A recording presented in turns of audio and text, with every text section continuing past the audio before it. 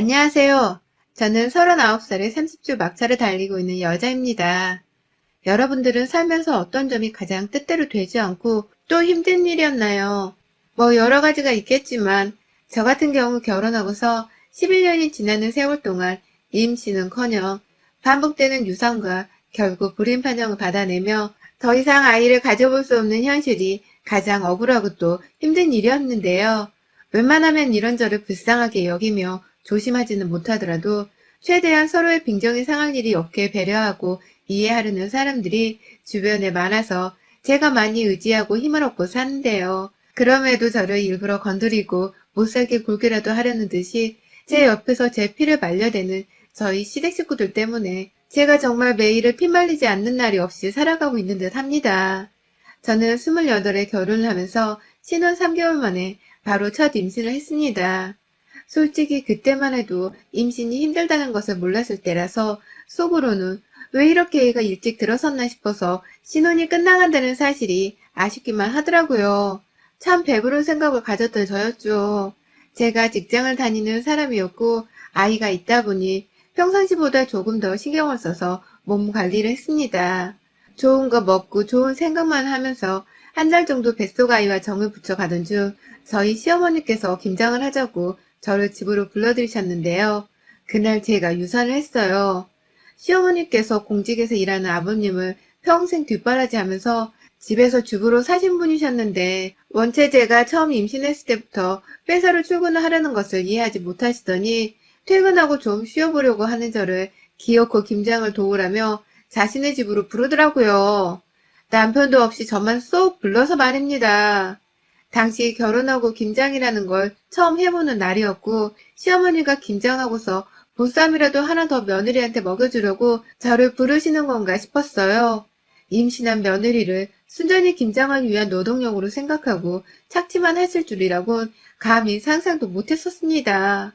그런데요, 집에 가보니 시어머니는 아예 저한테 고무장갑도 주지 않은 채 맨손으로 김장을 담그게 하셨고 저는 그 매운 양파랑 마늘간 냄새 그리고 쭈그려 앉아서 무려 3시간을 더 어머님 옆에서 김장을 한 채로 김장을 했습니다.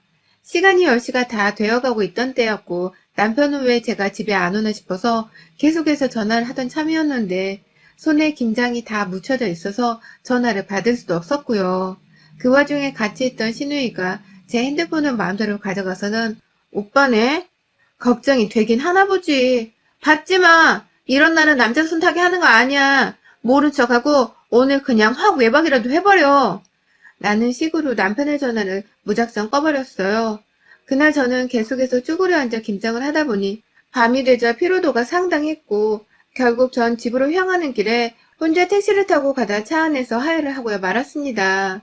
좋은 기사님 덕분에 바로 응급실로 갈 수 있었고 바로 의료진의 도움을 받을 수 있었지만 저는 유산을 했고 뒤늦게야 그날 제가 뭘 했는지를 다 알게 된 남편은 시댁을 아주 쑥대밭으로 만들어 놓았어요. 임신한 사람한테 김장을 시킨 것, 그리고 노는 사람도 아닌 직장을 다닌 사람을 평일 저녁에 불러다 밤 11시가 되도록 김장을 하게 한 것, 늦게 끝내놓고는 집으로 차를 태워서 보내줄 생각도 못한 것 등등 따져볼 것들이 정말 너무나도 많았습니다. 남편이 저를 대신해서 시어머니랑 시누이한테 정말 지랄을 쏟아내며 열변을 토했고 그 바람에 아들 화난 모습에 닥달을 할 수 없었던 시어머니는 억지로라도 자신의 생각이 짧았다며 제게 사과를 건넸어요. 그 후 저는 한동안 임신을 하지 못했고 솔직히 유산하고 몸이 좀 급격히 나빠져서는 제 몸 관리부터 하느라고 남편이랑 부부관계를 제대로 할 수도 없었습니다. 그렇게 1년 정도 유산의 후유증을 앓고 살다가 다시금 마음을 잡고서는 임신을 해보려 남편과 본격적으로 계획을 세웠고요. 그 사이 저희는 시댁이랑 관계가 여전히 껄끄러웠는지라 서로의 얼굴을 명절 때 잠깐 말곤 절대로 보고 살지 않았는데 제가 너무 불편하다며 남편에게 나서서 시댁을 가자고 했죠. 제 딴에는 부모랑 척을 지고 살려는 남편이 불쌍하고 또 안쓰럽기 때문에 와이프로서 좀 배려를 해주고자 했던 의도였습니다. 하지만 그 길에 들어서며 저의 불행이 시작되었네요. 저를 대하는 게 조심스럽긴 했지만 늘 언제 어떻게 절 기분 나쁘게 할지에 대해서 고민을 하는 사람들이었고 시댁에 가면 저의 아픈 과거를 콕 찔렀습니다. 유산을 해서 몸뚱이가 정상이 아닐 텐데 라고 말을 씨부린다던가 둘째는 얼른 낳아야지. 둘째 때도 나 때문에 유산했다는 소리 하지 마라 라면서 본인의 과거 잘못을 절대로 수용하지 못하겠다는 식으로 저를 약올리셨어요. 그 바람에 저도 오기가 생겨서 얼른 예쁜 아이를 건강하게 낳아 당당히 보여드려야겠다 싶었고요. 혹 아이라도 생기면 나를 좀 더 딸마냥 예뻐해주지 않으실까 싶기도 했습니다. 그런데 저는 그로부터 또 임신을 했다가 두 번째 유산을 하게 되었고 계속해서 시댁 사람들한테 어떻게 남들은 잘 만났는 애를 너는 계속해서 유산을 하며 네 몸 버리고 네 남편분까지 힘들게 하는 거니? 너 설마 이번에도 유산이 우리 탓이라고 변명을 할 거니? 라며 저의 감정을 너무나 서글프게 만들었고 전 그 누구에게도 결혼 후 제가 받아온 스트레스에 대해서 감히 말 한마디 꺼내보지를 못한 채 혼자 더욱 전전긍긍했습니다.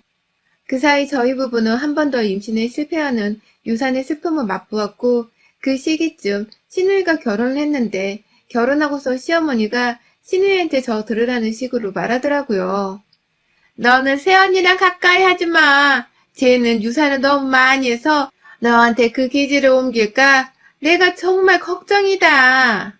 라고 말입니다. 그때가 제가 30 중반이었는데요. 너무 충격적인 말이었는지라 그 자리에서 울어버리며 다신 시댁에 안 오겠다고 소리를 지른 후 집을 나섰고 남편도 저를 따라 나와선 그 후 몇 년을 시댁과 연을 끊었어요. 저는 말할 것도 없고 남편은 자기 엄마 입에서 감히 그런 저질스러운 말이 튀어나올 줄은 상상도 못했다면서 제가 받을 상처를 어떻게든 어루만져 주고자 제 옆에서 기분을 달래준다고 오랜 시간 최선을 다했습니다. 단기간에 치유가 되는 말이 아니었고 그래서 한동안 제가 마음고생이 정말 심했었는데요. 그래도 옆에 남편이 아이 없이 둘이 살아도 사랑만은 충분하지 않겠냐며 우리는 딩크족으로 살 운명이었던 것 같다는 가벼운 얘기를 자꾸만 던져준 덕분에 제가 조금씩 아이 없는 삶을 그려나가볼 수 있게 되었어요. 솔직히 시험관이며 인공시술이며 정말 할 수 있는 것들이 많았는데 제가 너무 시댁한테 지쳐버렸기도 했었고 여러 번의 유산으로 몸이 너무 망가져 있었는지라 따로 치료를 받아보는 것은 과감히 포기를 했습니다. 그냥 저희 부부가 딱 거기까지만 아이를 욕심냈던 것 같아요. 그 사이 시누이는 결혼 한 해가 거듭해 갔는데 본인도 임신하기를 무척이나 힘들어 하더라고요. 결혼하고 내내 애소식이 없었고 급기야 시댁이란 저희 부부가 연을 끊었음에도 자신이 임신이 안 되어 너무 힘들다며 이제서야 언니의 마음을 알 것 같다면서 저한테 따로 먼저 전화를 하기에 이르렀습니다. 본인이 위로받을 곳이 없어서 제가 생각났다는 말과 함께 말이죠. 먼저 꼬리를 내리고 저를 이해한다며 연락이 와준 시누이한테 고마움을 느꼈습니다.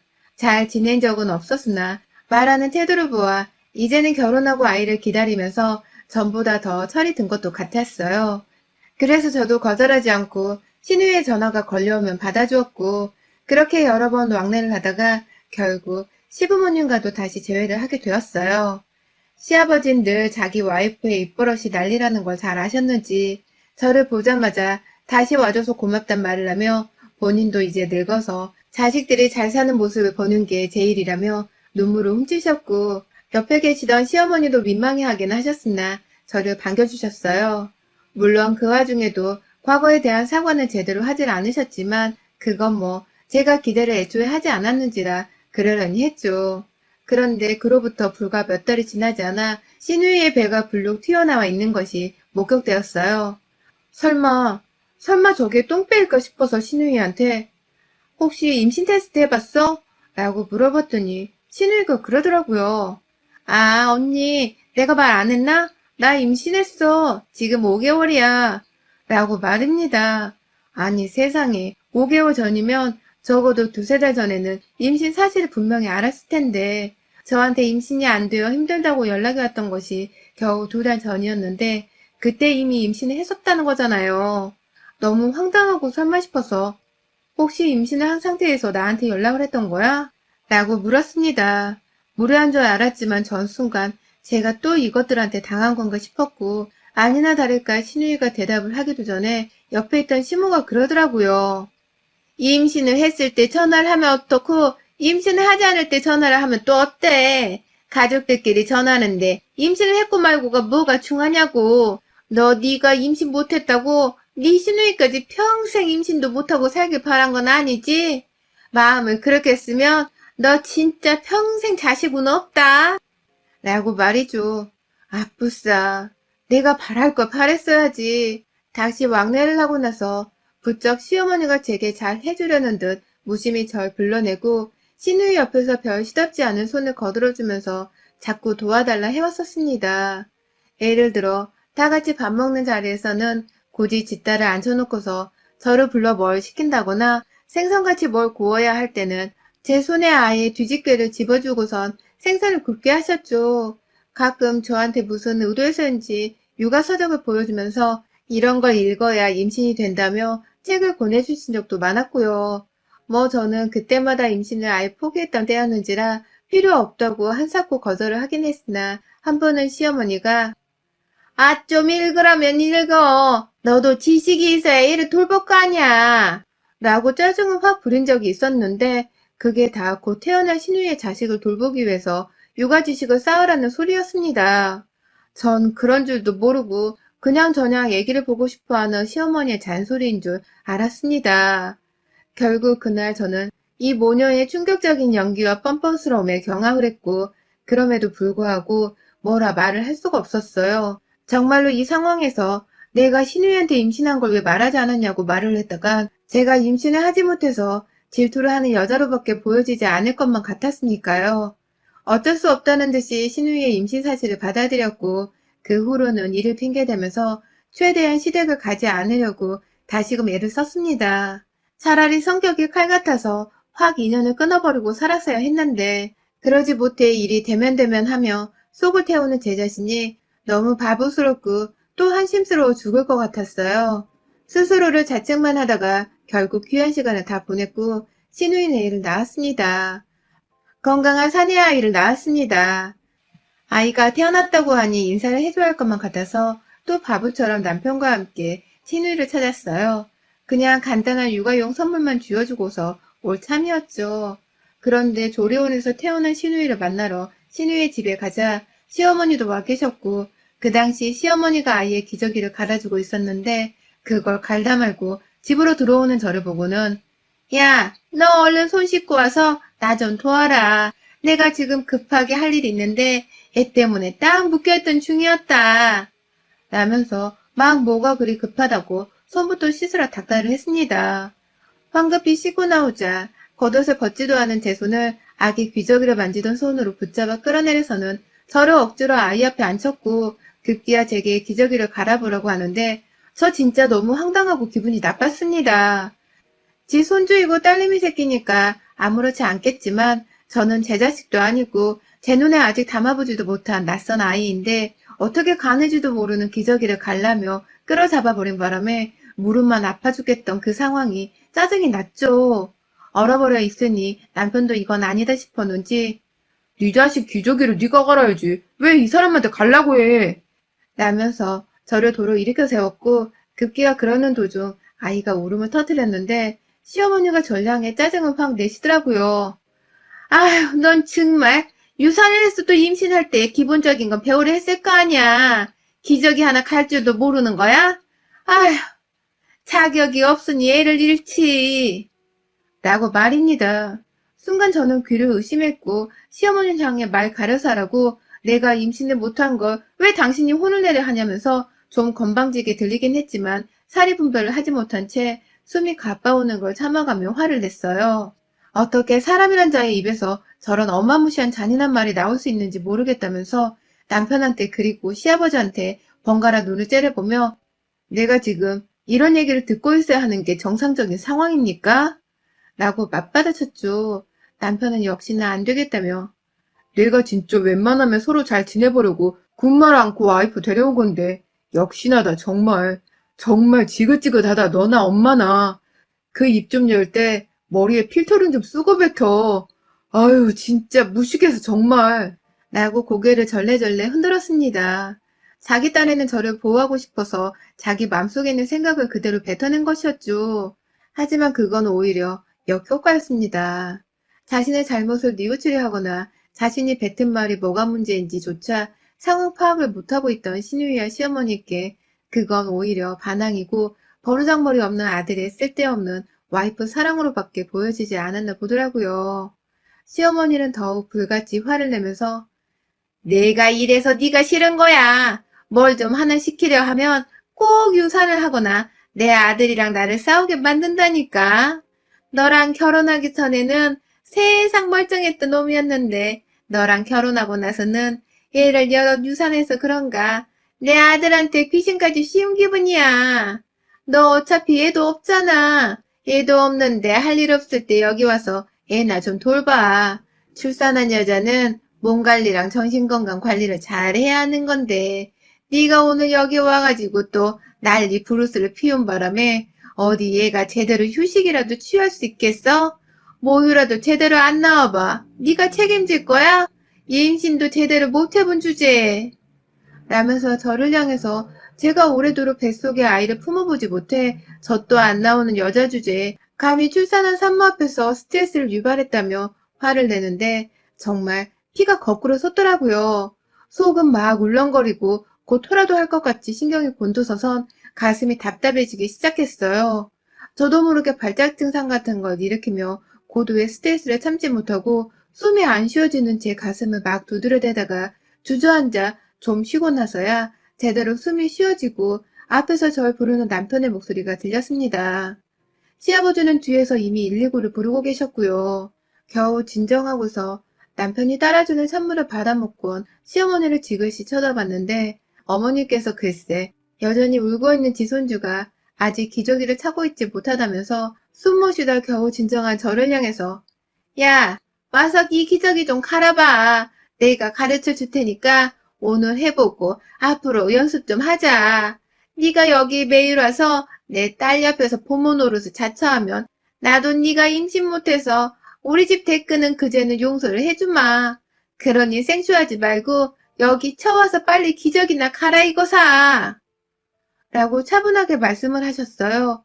지도 속으로는 발작을 일으키는 저를 보고 놀래놓고선 괜히 겉으로는 아무렇지 않은 척을 하며 그 와중에 마저 지 딸내미를 거들어주라며 부모 행세를 부탁한 것입니다. 정확히는 부탁이 아닌 무대포적인 명령질이었죠. 그 바람에 찬물 먹던 저를 바라보고 있던 남편도 어머님을 뒤돌아보며 당장 입 닥치라는 험악한 소리를 질러댔고 말리는 시아버지의 사이에서 어머님은 어머님대로 아들이 변했다면서 아우성, 남편은 남편대로 어머니가 생각보다 정말 못되었다고 아우성. 그리고 그 사이에서 여전히 울고 있는 지 새끼를 달래던 신우이는 저를 보면서 언니 하나 때문에 우리 집구석이 언제부터 이렇게 싸움장이 되어버린 거야? 그냥 기저귀 하나 갈아주면 될 걸 가지고 왜 이렇게 혼자 고귀한 척이야? 얘도 한번 안 나와본 주제에 날 질투해서 괜히 우리 애기 기저귀 더럽다고 생색내는 거야? 그치? 언니 지금 질투해서 나 엿먹으라고 육아 안 도와주는 거지? 라고 하는데 정말 신우이고 시어머니고 제가 유산을 한 건 과거의 일이니 좀 덮어주면 감사할 텐데 매번 이렇게 만날 때마다 저의 유산 사실을 언급하며 절 가슴 아프게 하더니 이제는 기어코 저에게 아이를 묻나 단순히 질투심에 신우에게를 돌보지 않았다는 개소리를 하면서 저를 욕보이기 시작했습니다. 감히 저를 심호 때문에 첫 유산을 계기로 쭉 유산만 한 채 임신을 실패해온 상처많은 저를 감히 신우와 신모가 이건 가만히 넘길 수 있는 문제가 아니었습니다.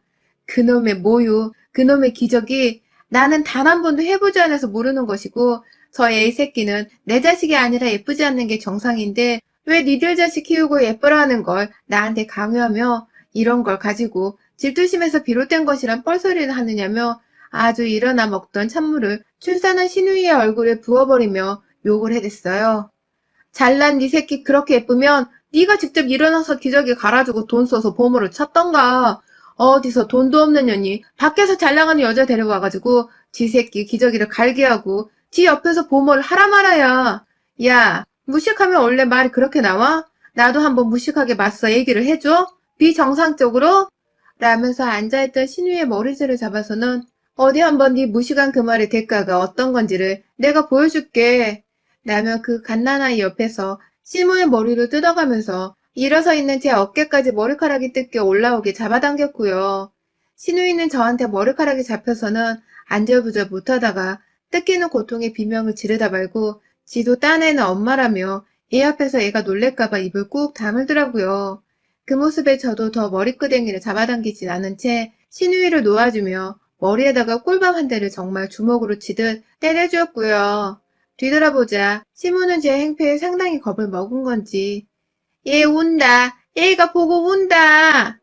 라면서 자꾸만 얘 팽개를 대면서 저를 진정시키려고 했어요. 아까 말했듯이 그 애는 제 애가 아니라서 제가 신경 쓸 이유가 하나도 없었는데 말이죠. 결국 그 자리에서 저는 갈려지지 않은 그 더러운 신호아이의 기저귀를 들어서는 당신 손주네가 당신 눈에는 이쁠 거 아냐. 그쵸?